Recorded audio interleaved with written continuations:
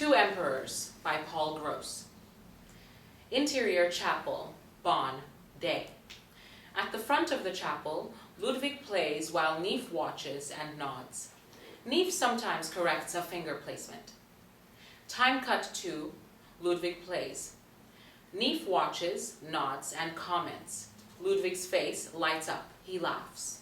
I see that you like praise. Get much at home. Ludwig shakes his head.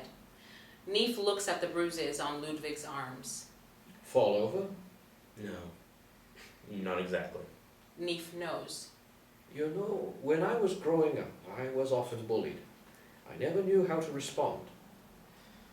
I must keep my peace, or my brothers or my mother might be bullied.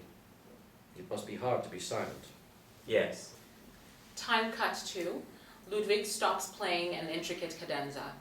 He looks up at Neefe, waiting for his judgment. Silence. Neefe smiles. You are learning fast. You might even have a talent. Does that mean that I can compose and have money? Herr Mozart found that the two do not always go together, Ludwig. Then I must try harder. Enough for today. Orchestra practice in 5 minutes. Time cut to gradually, groups of 2 and 3 musicians arrive and sit around Ludwig. The choir enters, including Johann.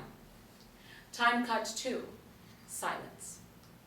Then Neefe signals to the oboe player, who plays a note, and the orchestra members tune their instrument. A silence. Then Neefe's hand comes down, and we hear the first bars of the Benedictus of the Mozart, Missa Brevis. In a back pew of the chapel, behind a pillar, a man sits unobserved, listening. He is Archduke Maximilian Franz, mid-40s, slight of build, impish face, and dressed in the red garb of an archbishop. Time cut to, at the front of the chapel, Neefe frowns and holds up his hand. Stop! Stop! Ludwig stops playing the organ. The choir is silent. At the back of the chapel, Maximilian leans around the pillar and watches. Is there a problem, Ludwig? You played notes that Mozart did not write. It was just one note. And Mozart didn't write it. But maybe Mozart did not know as much as you. Ludwig is crestfallen as Neefe stares at him. But, Herr Neefe, Yes? Herr Neefe, are the works of all composers written in stone? At the back of the chapel, Maximilian smiles. Neefe is angered, then amused. He turns slowly to the back of the chapel. He sees Maximilian peering from behind the pillar. Maximilian smiles at Neefe and holds up a finger to his lips to signal that he wants to remain unseen by Ludwig. Neefe turns back to Ludwig, who faces the choir and cannot see Maximilian. Neefe raises his voice and enunciates his words so that Maximilian hears every syllable at the back. So now you are a stonemason as well as an organist. He gesticulates expansively with his arms to encompass all the choir and players. I think we would all like to see someone with these qualities guide us to better things. After all, I am just the Kapellmeister. Neefe lets the message sink in, and then Show us all how Mozart can be improved. Ludwig's face shows momentary panic as he realizes what is happening. You want me to direct the orchestra? Yes. Neefe gestures to one of the musicians. Joseph, take over the organ from our young colleague. Joseph goes to the organ. Ludwig at first looks uncertain, then talks quietly to the choir, makes some notations on their sheets, and they nod. Some raise their eyebrows.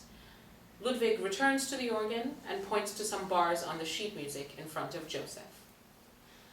Ludwig returns to the conductor's podium, raises his arms with a flourish, and on his downbeat, the Agnus Dei of the Mozart, Missa Brevis, begins. Maximilian closes his eyes, leans back in the pew, and listens.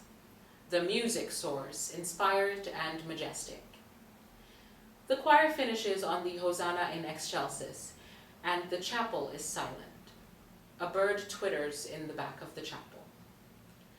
Maximilian smiles, stands, and walks slowly down the chapel, first as a shadow appearing from the darkness of the back pew, then in full red episcopal splendor as he walks into the sunlight streaming through a high window in the chapel. The choir watches Maximilian's approach. Facing the choir, Ludwig cannot see him coming. From the choir, Johann tries to catch Ludwig's eye to warn him. Ludwig sees Johann's facial signal, turns slowly, sees Maximilian, turns red, and bows awkwardly. Excellency, Well, Kapellmeister, you were right, I was wrong. He should indeed be the court's new deputy organist, and you will make sure that he earns every bit of his 150 florins salary, won't you? He waits for his message to sink in, then smiles. Ludwig smiles at Johann in the choir, but Johann's face shows shock until Neefe claps first, then all the musicians applaud. Johann then applauds. Maximilian turns and walks down the aisle, humming the Agnus Dei very badly.